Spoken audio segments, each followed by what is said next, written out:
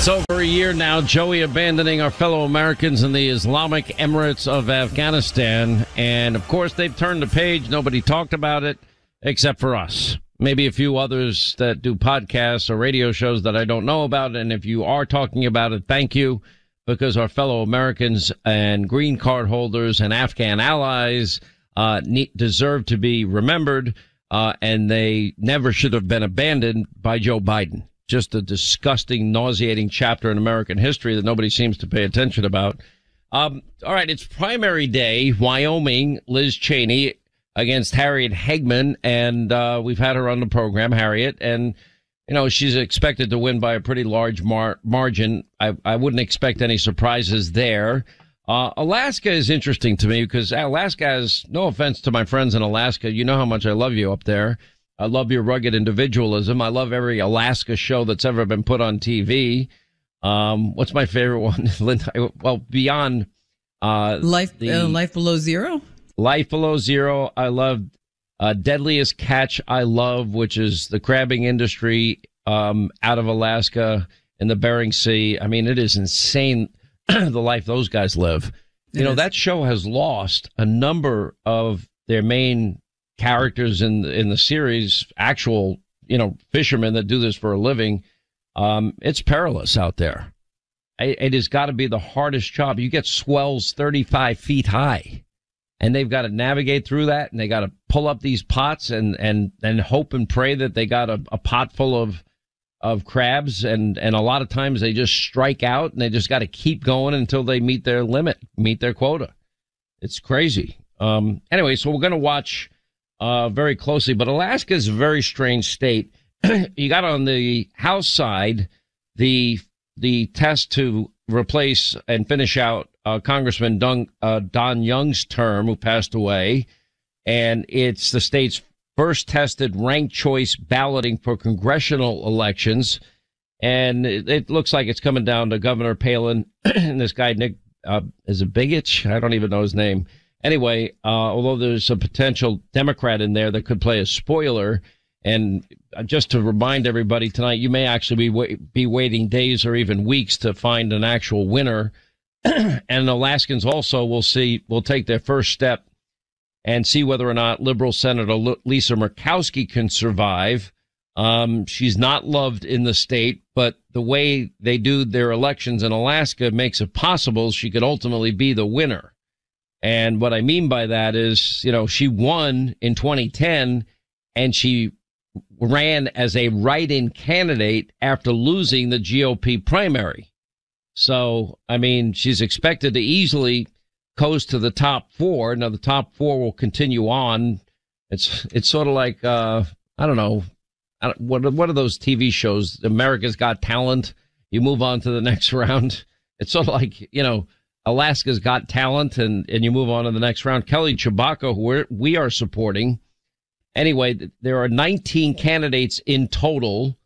It is the top four will advance in the next round of primary party voting, and those 19 candidates include Murkowski and Kelly Chewbacca, who a lot of conservatives are supporting. So it's going to be interesting. Anyway, 800-941-SEAN. In some of the Senate races, some very strange things are happening. We're going to watch. I'm going to be very careful in my comments. I want to just see what happens. A video of John Fetterman has come out. I think it was up until yesterday was the last day that John Fetterman would be able to be replaced on the ticket in Pennsylvania. He had a stroke before the primary. He had only been seen one previous time in public, and it was very briefly with no remarks at all. But yesterday, he was really not able to speak in complete sentences. The poor guy had a stroke. He doesn't seem like he's capable of doing this job at all. And anyway, he, and also it's come out that this guy that loves to act like a tough guy and wears a hoodie everywhere he goes, it turns out was living off mommy and daddy in a trust fund until he was in his 40s and he became lieutenant governor. And by the way, he's to the left of Bernie Sanders, wants to release a third of all criminals, wants to eliminate the legislative filibuster, wants to end all energy production in the state of Pennsylvania, the Commonwealth of Pennsylvania.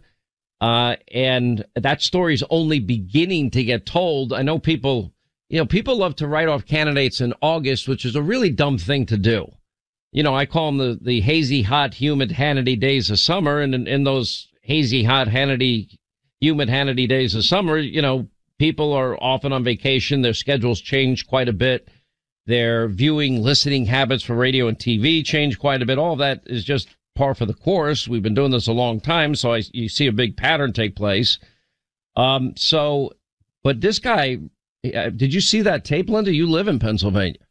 Yeah, there's a lot of people that don't like him, and I would be one of them for sure. Yeah, but I mean, he has this tough guy image, this rugged individualist image. Always. He's to the left of Bernie Sanders. He'll be a 99.9% Bernie Sanders backer. Whatever Bernie does, he would do for the Commonwealth of Pennsylvania. Oh, he made Bernie Sanders look like Donald Trump. But here's the problem. Did you see him try to speak yesterday? No, listen, something is wrong. It was painful. I almost felt sorry for the guy. I'm like, oh, here we go again. I do feel sorry for him because they're so desperate. They're still running him out. And even the other day when he was like, whoever thought I'd be the most normal guy in the race? I'm like, you're not. Like, I don't know what you're talking about. And it's going to become more apparent now. Oz has been asking him to debate and is asking. He just challenged him to 5 different debates. Yeah, he challenged him to 5 debates around the country. And if the guy can't debate, that means the guy is not strong enough to be your senator. And the people of Pennsylvania are going to have to realize that. There's also, you had a very contentious primary in Pennsylvania. And by the way, I've spoken to Dave McCormick. I've spoken to the other candidates, Jeff Bartos. I've spoken to Carly Sands. I've just spoken to all of them.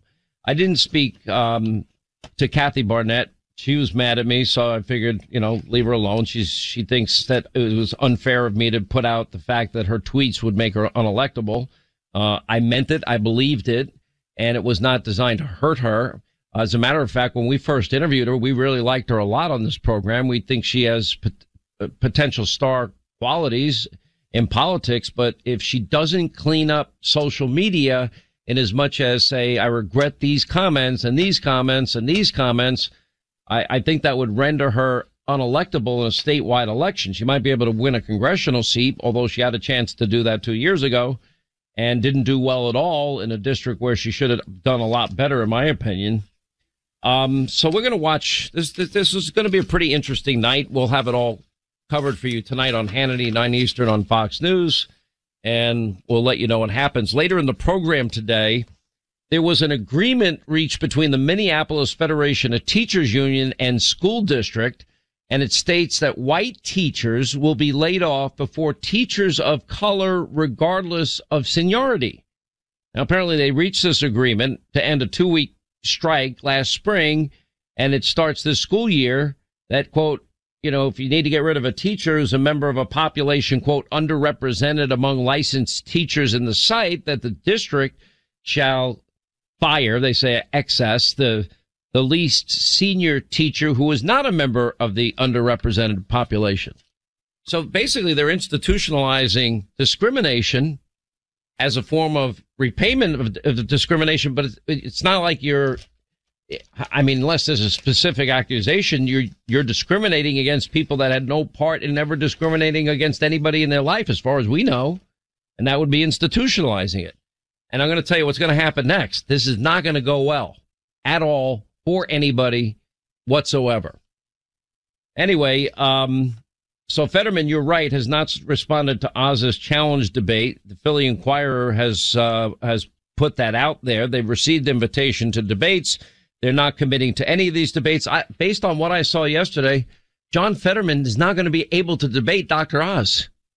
He won't be able to cognitively be up to it. You know what's going to happen? He's going to run a stealth Joe Biden hide in the basement bunker campaign. That's my guess. Now, whether or not the people of Pennsylvania fall for that, I don't know. Now, I know it was a contentious primary. When I spoke to Dave McCormick, he couldn't have been nicer.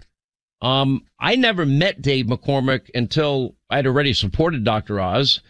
And in spite of that, he wanted to meet with me anyway. You know this story, Linda. And I met with him and I liked him. I said, why don't you run for governor? I think you'd make a good governor. but he hadn't been living in the state 7 consecutive years, so that made him ineligible to do that part. But he is from Pennsylvania, just like Oz is, although they're trying to say that he's lived in New Jersey. Oh, he's had a career elsewhere. But Pennsylvania's his home, and that's where his roots are. And I don't think that charge is going to get them very far, whether they get Snooky or whatever you call them out there with these cute little tweets that Fetterman's been putting out that he thinks are funny. You know what's not funny, John Fetterman? It's not funny record high inflation caused by the Biden-Bernie manifesto, the people you love so much. You know what else is not good, Mr. Fetterman? It's not good when people are paying record high gas prices. You know what else is not good? Open borders, which you support. You know what else is not good? Defunding the police, which you support, and eliminating, and releasing a third of the prison population this guy wants to do in Pennsylvania. It's insane. Once people find out about this guy, this race is going to turn around. I predict. I hope. But I'll tell you, the Democrats are playing vicious. For all of you that have been hearing that this is going to be a wave election, Republicans should take the House and should take the Senate, I want you to hear me loudly and clearly on this 16th day of August 2022, 90 days out, around 90 days out of the election. I want you to hear me loudly and clearly. Unless you do your part, you will get the government you deserve. It is not a slam dunk that Republicans win the House and win the Senate. I think they have much better odds in the House. I think the Senate is much harder because look at the states that are up for grabs this election cycle. You got, I think Marco Rubio will win in Florida. I believe that. Herschel Walker has had $35 million in fake, phony, negative ads against him, demonizing him, slandering, smearing, besmirching him. And Herschel Walker, they've taken a guy with the greatest personality, soul, story of redemption and turned him into Satan incarnate. I don't recognize the Herschel Walker that they put in these ads, and I don't see that there's been enough fighting back by Herschel Walker's campaign, which I would assume is coming and hopefully coming very soon. But he's going to have a tough run. Kemp is going to have a tough run as governor against Stacey Abrams, although he's faring better against Stacey than Herschel is against Warnock. But, it's still within the margin of error, according to the last poll I saw. Then we go to North Carolina, which is more purple than we like to admit. But I think Bud's the odds-on favorite, but he's a favorite to win by 3. It's not a slam dunk. I think Senator Tim Scott will win and win easily. Charles Grassley will win easily. I don't know what's going to happen in New Hampshire. We'll get our eyes on that race soon. Ron Johnson has had over $50 million spent on him that they dumped on his head with negative ads. Money's coming outside of Wisconsin from all over the place by every liberal organization in the country. He's the number one target to take out. Him and Oz seem to be the number 1 and 2 targets. J.D. Vance, you can say number 3. They're trying to take J.D. Vance out and lose a Republican seat and have a Democratic pickup in Ohio. That can't happen. And then you look at Missouri. I think Eric Schmidt is the odds-on favorite there, the Republican, to hold the seat. Then we've got, I think Adam Laxalt would be a great senator from Nevada. I think that Blake Masters would be a great senator and Kari Lake would be a great governor out in the state of Arizona. Then you got, other states to look at and play with, and hopefully Chewbacca can beat Lisa Murkowski in Alaska, so we'd have a more conservative Alaska senator. We're looking at Colorado and Washington State. We're going to dig into those races in the days and weeks to come as well. But these are all bellwether states. Florida, Georgia, North, South Carolina, New Hampshire, Wisconsin, Pennsylvania, Ohio, Missouri, Nevada, and Arizona. I mean, those states sound familiar to you because they're always battleground states. So don't let anyone convince you that this is a slam dunk, because it's not.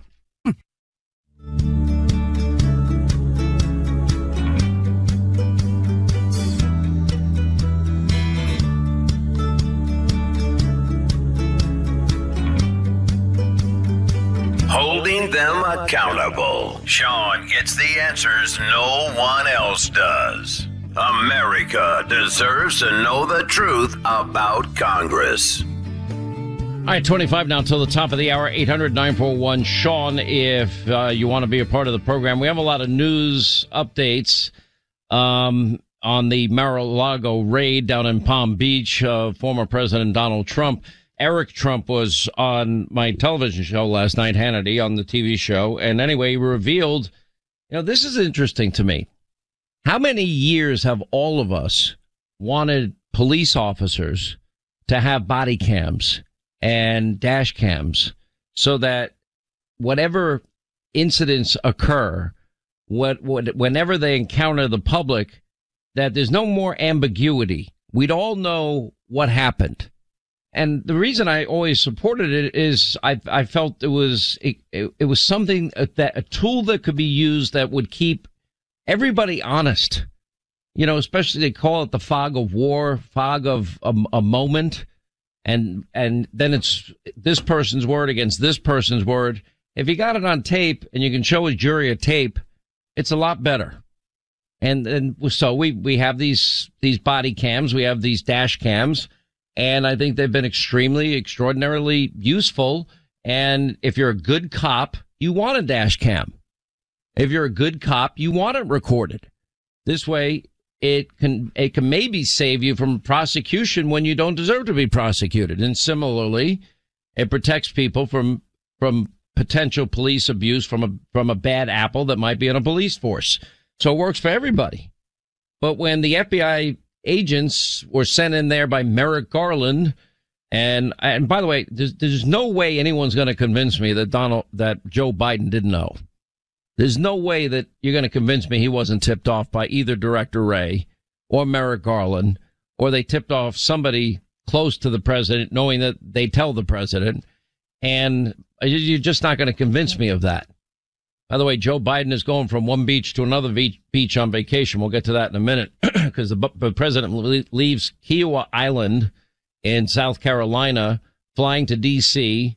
to sign the Inflation Increasing Act and the Tax the Poor Act and the Tax the Middle Class Act, and raise taxes on everybody making under $400,000 a year, and hiring 87,000 more IRS agents, more than doubling that agency size to harass American citizens. When they say, remember, they said they weren't going to tax Americans making under $400,000 a year. Joe Biden said it again and again and again. And this very bill, remember, that was his promise. Now he's making a promise while breaking a promise with this bill. This bill taxes oil production and gas production, and taxes every barrel of oil produced either domestically or imported, in the case of Joe, from abroad, from a country that hates our guts. We're paying taxes on that. But these corporations don't pay the tax. You're going to pay more for your heating and cooling bills, and with the worst inflation in 41 years, the highest gas prices we've ever had. Well, gas is down, Hannity. Why don't you talk about that? When it's down to the level that Donald Trump handed off to Joe Biden, because it's $2 a gallon more now than when he came into office going on 19 months ago. When it gets down to that level, I'll say, okay, he did a good job getting gas prices down, but the only way he's going to get them down that low is by becoming energy independent. That means producing our energy domestically and not importing energy from Iran, which they're about to do a deal with, which is the worst deal in the history of mankind.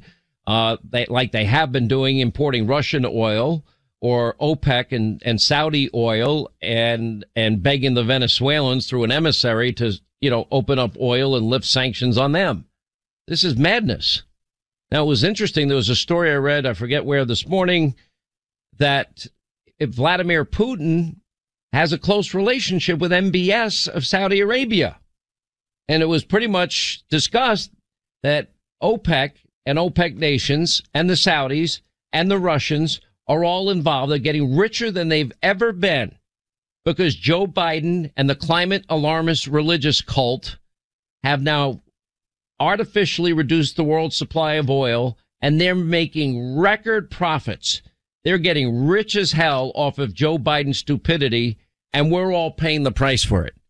I mean, and they're controlling the price of a barrel of oil. They can lower the price of a barrel of oil. That's why OPEC basically, snubbed Joe Biden repeatedly, and so did the Saudis. They're working with Vladimir Putin. They don't care that Vladimir Putin invaded Ukraine one bit. Vladimir Putin doesn't care that MBS likely killed journalist Jamal Khashoggi. Doesn't care one bit. And Joe Biden gets on his hands and knees kissing the ass of MBS, who he called a murderer and called Saudi Arabia a pariah nation. Anyway, it's nuts. Anyway, back to the raid on Mar-a-Lago. So why would they want surveillance cameras shut off? Why wouldn't the FBI want them on? If I worked in law enforcement, I'd want a body cam. I would want a dash cam. I'd want everything, every interaction I had with the public, on videotape. That would protect me as a good cop. But they were demanding that they shut off the surveillance cameras. They didn't do it. So I asked Eric Trump about it last night, and they're going to release the surveillance tapes, and I think America has a right to see it. Let's see them rifling through Melania's closet. What was the point of that? Now, here's the other thing that is of very, very great interest to me. The DOJ does not want the affidavit. Now, the warrant is fine, but the warrant really doesn't tell you much, nor does a list of the items that they took tell you very much. They didn't tell us that they took Donald Trump's passports, which they did take, but the DOJ made a filing, and they reference ongoing criminal investigations connected to the search, and that includes potential crimes related to the mishandling of classified information, presidential records, as well as obstruction of justice. And they say revealing the affidavit would jeopardize that probe. They don't want this out. The affidavit would tell us what Merrick Garland told a magistrate when he went judge shopping. He went to a magistrate that donated to Obama, that publicly on social media hated Donald Trump, and a guy that even once recused himself because of his political bias against Trump in a case involving Trump and Hillary Clinton. Why didn't he recuse himself here if it was relevant to recuse himself then? This raid, at the end of the day, this raid may be ruled unconstitutional. But anyway, Eric Trump will release the surveillance at the appropriate time. And when, I don't know. I didn't get a specific answer, but they are going to be releasing it. Trump is calling for the immediate release of the completely unredacted affidavit. What is the pretext under which they went into Mar-a-Lago to take anything they wanted? Under the 1917 Espionage Act. What is it? Tell everybody. What are they hiding? Anyway, so they oppose the release. Merrick Garland opposes the release. Trump's spokesperson shares an email appearing to admit that the Bureau, in fact, did seize 3 passports. Why wasn't that listed on the items that they took? Anyway, it's, you got the same typical stuff. The problem with all of this is everything that I've been saying. Department of Justice, they're going to give Donald Trump his passports back. For example, Trump initially accused the FBI of taking passports. On Monday evening, over at CBS News, Norah O'Donnell tweeted, quote, new, according to DOJ official, the FBI is not in possession of former President Trump's passports. Trump had accused the FBI of stealing the passports during his search. Yeah, they did. We're learning tonight that if any items not contained in the warrant were retrieved during the FBI search at Mar-a-Lago, they will be returned. Well, they shouldn't have taken it in the first place. NBC News was stunned that the Biden administration attempted to frame Trump, increased his support. NBC News is reporting this, that Donald Trump now, it comes when there's never been a more potential legal trouble for the former president and those associated with him. We'll talk to Paul Manafort at the top of the hour about this. But anyway, in fact, we're watching what happens to Liz Cheney tonight. This is going to get very interesting.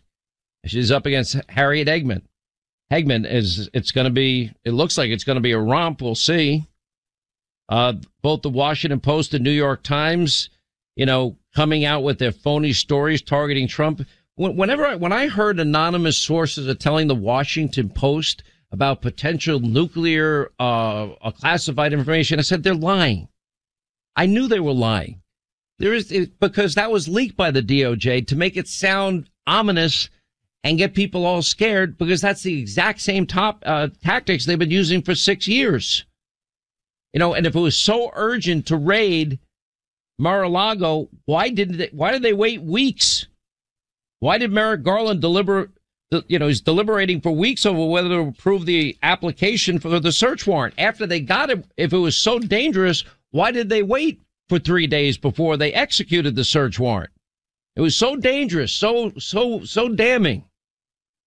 And then Peter Strzok urges Americans to trust the FBI. I went into this last night in a long monologue on TV. I'm going to say some of this again because it deserves to be said. And, when you look at this unprecedented, never happened before search and seizure of Mar-a-Lago, it has eroded further Americans' mistrust in the FBI. And you see the outrage over there. All they have done for the last 6 years try and crush and kill this guy. 3 years, Russia. It was all a lie based on his opponent's dossier. And then it was abused by the FBI upper echelon to get FISA warrants to spy on a presidential candidate and then a president. I mean, this is important. And everybody says, criticizing the FBI, you're causing people to act dangerous. No, we don't want. This show condemns all violence. We revere law enforcement. If anybody is a bad cop, they need to be taken in, arrested, and justice should be served on them. And that's part of the problem. And anybody that would be involved in violence, especially against law enforcement, I support the death penalty for that. So just because you have criticism of the 5% or 3% or whatever percent it is that abuse power to corrupt, does not in any way condone any violence. That would be the things that Chuck Schumer supported on the steps of the Supreme Court. That would be Maxine Waters telling everybody to get in people's faces. That would be Madonna saying, I dream an awful lot about blowing up the White House. That would be Kamala Harris saying, take note, beware, they're not going to stop rioting. And they shouldn't stop rioting. That would be them. We're the ones that believe in law and order and peace and security for every American. And we believe in institutions being protected, elected officials being protected, law enforcement being protected. And if there's any threats, they deserve the proper protection. Put people around them. If anybody becomes a target, protect law enforcement. And where were these people in the summer of 2020 when all those cops were being injured, thousands of them with bricks and rocks and bottles, etc.? Anyway, so you ask, well, why is there this distrust of this, what should be the world's premier law enforcement agency? They've brought this on themselves. They literally themselves have created the distrust in the country. And, you look at Peter Strzok's, text to Lisa Page. I mean, I've gone through this now for 3 days. Trump's not ever going to be president, right? Right? Please tell me, right? Peter Strzok, no, he's not. We will stop it. You're going to use your power as an FBI agent to stop it? And then a week later, texting Lisa Page, I want to believe the path that you threw out for consideration in Andy's office, Andy McCabe, I assume. There's no way that he ever gets elected. But I'm afraid we can't take that risk. It's like an insurance policy in the event that you die before you're 40.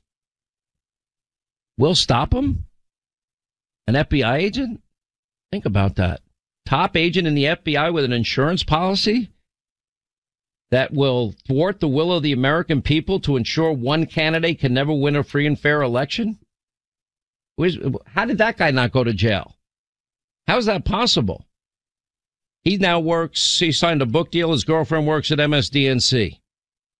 And Peter Strzok, we'll make sure we'll stop it. He's on with Morning Liberal Joe.